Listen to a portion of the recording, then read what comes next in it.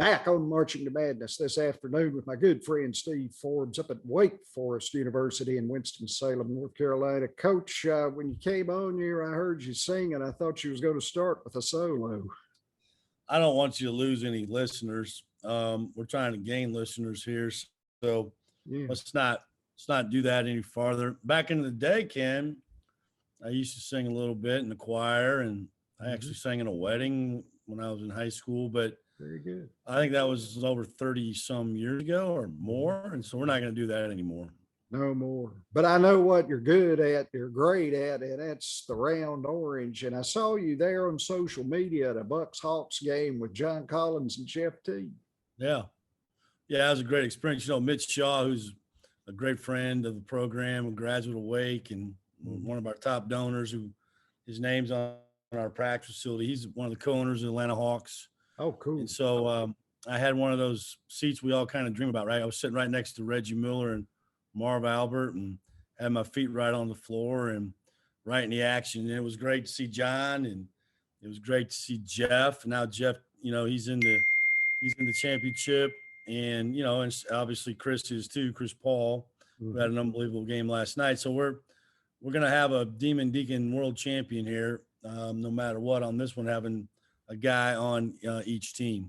Yeah, that's very good. That's a good that's a good persona to have, because Chris said "Go Deeks" last night at the end of his thing. Did he say that? Yeah, on NBA TV. Yeah. See, so I couldn't hear him. You know, I was listening to one of his interviews on the floor after the game, and it was so loud I couldn't hear him. And then being you know, I'm getting older now, and I had practice in the morning. I went to bed. Yeah. And so those late night games kill me. And so I didn't hear that, but we're going to get that. I can promise you that, man. And he's been awesome, man. He's awesome. And you know, he is, everybody knows it, seen him play, that he's an awesome person and loves Winston-Salem, loves Wake Forest, loves his family more than anything. And so what a great representative of our institution and our program. I'm glad to see him playing in the finals. He's a class act, as you say. And you know, I covered the Deacons when he was there. I used to do the radio interviews with him on ESPN or another network. Yeah. So you've seen it in full force then. You know, what is this, his 16th year? And what a great way to, you know, towards the end of his career now, to get a chance to play on the biggest stage that there is in the NBA and the World Championship. And, you know, hopefully, you know, he keeps playing at the level he's playing at right now, because he was awesome last night. He was. Yeah, you know, you had an unbelievable first year. You had the pandemic, which it's been legendary at Wake Forest, you know, with all the days down. Then we get the transfer portal in full force, you know, somewhat like the pandemic. Discuss how adding these two challenges to a rebuild might work. And then you lose Damari Monsanto for the season already with an injury, a knee injury, I think. Actually, it was his Achilles. Okay. For his Achilles, which is a really tough injury for anybody, you know, especially for a basketball player. Yeah, Ken, I think it's pretty well documented. You know, April 30th, a year ago, I got the job. But I didn't move to Winston-Salem until July 1. So I was a head coach at Wake Forest for 2 months, living in Johnson City, Tennessee, because of this global pandemic, and there was nobody on campus, and there was really no reason to be here. I came here July 1, and I didn't meet the team face-to-face, any of the players, till July 25th. And so, you know, and then we started out like everybody, working out one or two guys at a time, and kind of got full team around the end of August, and things were going okay. And then we got to Thanksgiving, played a couple games. And on that Monday, we had to shut our program down. You know, we had so many COVID cases, and we were out 33 days, and we didn't get a practice. We didn't do anything. And so we went from Thanksgiving to New Year's Eve without playing or practicing. And then we opened up, you know, ACC at Georgia Tech, at Virginia, at Duke. And so, you know, it was hard for everybody, hard for the players, coaches, fans. But, you know, those kids fought through it and played competitively. But I knew in March we had to get right. in a lot of areas. We had to get right conditioning, strength and conditioning, skill. We had to get the right people on the bus. And, through a long couple, 3 months here, I think we've done a really good job of that. And, through recruiting and working hard in the classroom, in the weight room, on the court, we're in a good place right now. And we've had to use, like you just said, there's all different areas of recruiting. And so we've gotten some returners, and we have some grad transfers, we have some 4-year transfers, and we have some really good high school players. And so I think, we put a good puzzle together, good pieces, for this program moving forward. Coach, how patient can you be with that portal? I mean, do you have to nab a guy immediately? It just feels like. Yeah, that's a good question. I think sometimes you got to have patience in the portal. I've talked to my staff about that, but then you also have to be able to pull the trigger, and you have to jump on the right guys. Okay. Yeah. Especially here, we're not going to recruit the entire portal. We can't. I don't want to. And I think, here we have we have some high academic requirements. So it's got to be the right person, the right player, right student. So yeah, you got to have patience to find them. But then when you find them, then you got to get on them. Jake LaRavia is a great example of that. Jake's a really, really good player. I mean, going to be a really good player. Transferred from Indiana State, had a relationship. Coach Willie and I did with Greg Lansing, the head coach there, who's from Iowa, like both of us. Sure. And Jake wasn't in the portal very long.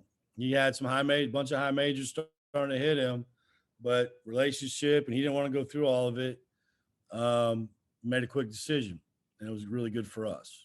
Other ones take a little bit longer, but the patience part is just finding the right player, the right fit. And then you have to really recruit them hard. And so that part of it drags on sometimes. But I don't think at Wake Forest, we can't, I don't want to exclusively, recruit in the portal. I've heard guys tell me that that's what they're going to do. Other schools, I'm not doing that. This is still a place we can get really, really good freshmen, high school players. And we got a bunch this year coming in, and we're on a bunch right now. And we're going to continue to do that as long as I'm the head coach here at Wake. Very good. Very good. I know you're excellent at the guard position, Davien Williamson and Carter Whitt. I really enjoyed watching the two. I think Davien, he's going to be your leading returning scorer. He led you and scored at 12.9 points. He had 17.7 in the last 3, double digits in 7 of the last 8. And then I was amazed at how Carter was able to come in and just kind of seamlessly fit, because he started 10 games and averaged 22.3 minutes. Carter, I met Kent. He signed him in the fall, top 60 player in the country. I didn't meet him face to face until he did his physical in the training room to come to practice that day in December, right before Christmas. So it's been a different deal. But Carter, great size, length, presence, can really pass it. And then, like you said, he went right from high school right into the ACC, and so he'll be a lot more polished and more experienced and better player this coming year, and only going to be a freshman. Davien, obviously Davien played for me. He's Tennessee State. The biggest thing about Davien, he's just so competitive. He's a tough kid, and he can score the ball, and he showed that last year in the ACC. But the most impressive thing he did in this Get Right program, he gained 21 pounds. So he weighs 183 pounds. Now, when I signed him, he weighed 149. So, going into his senior year, he's put on a lot of great weight. He hasn't slowed down. And he told me today, and I kept telling him this, if you get strong, you'll play with more confidence. It'll help you. And we had a situation yesterday. We're playing 5-on-5 live. He hit 7 straight threes in playing live. And so, but a lot of that is his confidence and strength. And so I'm very proud of him, and he's a Winston-Salem native. And so this has been a great move for him. Yeah. Another guy there, Isaiah Mucius, 10.3 points, 5.2 boards. He's going to be a huge piece of your puzzle this year. I think Zay's on the verge of being an all ACC level player. He's a double-digit scorer. He had really good numbers shooting the ball percentages, especially from three. He made 7 in one game at North Carolina last year on the road. He's a tremendous leader on and off the court. He's got to fix his assist turnover ratio. It's got to be 2-to-1 positive, and that he knows that. And he's another one that has to get stronger. He needs to be weighing 215 and not 205, and he's working really hard on that. I'm going to play more at the 3 this year than at the 4. We had to play small ball a lot last year, but we're so much bigger this year and athletic that gives him a chance to play on the perimeter. Now, he's got to go earn it. He's got to guard the perimeter. He's got to not turn the ball over and make positive plays with the ball in his hands, but I know he's very capable of that. And I think, if our team has the type of year I know we can have, I think he's got a really good chance to be an all-ACC player. Yeah, and you got 9 new faces that's what my count was. So yeah. One thing I don't know that fans realize, you've had 8 guys under your tutelage drafted in the first round. So when we're talking about player development, you've got a program here that's proven. Well, good players make good coaches, man. Yeah. And so I figured that out a long time ago. And, we work hard at it, but everybody does, and you just try to find the right guys that fit, your school and fit your personality and fit what you believe in as a coach. And I think we've done a good job of that. I have a really good staff. I have a great staff. I always have. I've never hired guys just because they could recruit. I've always hired guys because they could do both, coach and recruit. And so, having Jason Shea and back with me, and Brooks Savage has been with me 12 or 13 years. BJ Mackey been with me for, since East Tennessee, still the all-time leading scorer in the University of South Carolina history. Frank Davis and Matt Woodley and Antanas Kavalauskas and Joe Hughley played for me. My son, Christopher, we have a lot of history as a staff, loyalty, togetherness, and we know what we want and we know where we're headed. And I think that's really helped us in not only recruiting, but player development and then just how you go about our day-to-day business. You got 2 bigs that are coming in that are pretty good. Dallas Walton comes over from Colorado. Kadeem Sy, I know he was at Virginia Tech and Ole Miss. Is that right? So correct. When you got players, that come in at that age, how does player development change? Because their bodies should be developed and things. Yeah, I don't know. Right. Body wise, I think Dallas and Kadeem are probably where they need to be. Maybe just maintain. Yeah. Dallas kind of had a rough and tumble career just based on some injuries, but is a really good player. I'm talking about rough and tumble as far as minutes played. He's had some knee issues, in the past, but he played in a great program for Tad, Coach Boyle at Colorado. He really knows how to play. He can shoot threes. He's athletic. I think for him, it's just maintenance, as far as his body. Now, you can always work on your skills, and he's in there every day doing that. Kadeem's the same way. He's 6'10", 230. He's, played for Coach Kermit Davis. He knows how to play. Sure. It's just, fine-tuning those skills. And those guys, you don't have to – those guys, they know that's what they have to do, and so they're in there. You don't have to tell them to get in there. They're in there all the time working on their game. And, we picked up a player late. I haven't gotten him to campus yet, Matthew Marsh. Matthew's 6'11", 250 from England, just like Cameron Hildreth. And, he played for Tony Parker's club this year in France. And so we have really improved our size.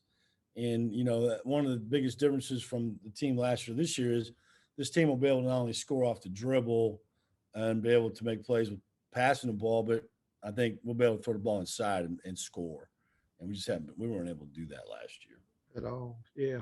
Now you got, I think, 3 incoming freshmen. You're Robert McCray, Lucas Taylor, and Cam Hildreth.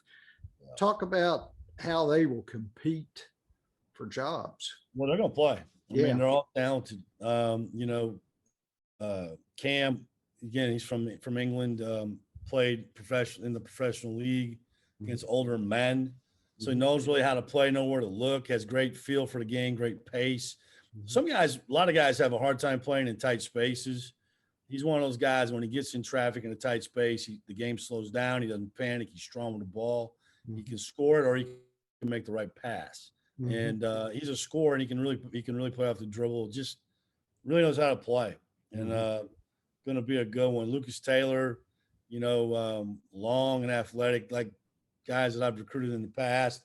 He's going to be a great defender. Can really move his feet, and I think, he came here with the reputation as a scorer. Not, it's not that he can't, and he's going to, but I've been more impressed with him defensively in the first 4 weeks of practice, or whatever we've had, 14 practices, than I have just as much as he's been offense. And then, Robert McCray, I've been blessed to coach some great athletes. I mean, let's be honest, but he might be one of the top ones I've ever seen as a freshman. Okay. He went out for track his senior year, didn't really even practice, and high jump 6'10", and won the 4A state championship. I mean, 38 standing vertical, 42 running vertical. Wow. Great body, can play basketball, got good skills, can score it. I mean, elite athlete. And so it's exciting to have those freshmen. And then you throw Matthew Marsh in there as a freshman. You throw Tariq Ingram in there as a third-year freshman. And then you actually can throw Damari Monsanto in there as a fourth-year freshman, which I don't know if that's ever happened in the history of college basketball. I mean, Damari redshirted for me, was the SoCon Freshman of the Year this year, an all-league player, but it was COVID, so it didn't count. And now he's towards Achilles, so he's going to get a medical. So really, truthfully, he could be a fourth-year freshman next year. And so I do think we have a lot of really good young players, and with a blend of older players, to have a chance to have a really good year. Last thing, Coach, name, image, and likeness. Finally, these kids are going to get a piece of the pie after all these years. Talk a little bit about your impressions of this and maybe how it will work. Well, I think we're all kind of finding out as we go, Ken. Yeah. First of all, I'm like you. I'm happy for the players. I think it's something that they deserve. How does it work? I think we're just, Ken, I think we're all trying to figure that out. And, we've got a policy that we're working on right now. We haven't even, hopefully have it released by Friday. But we've talked to the kids a lot about it. John Curry's been way out in front of it.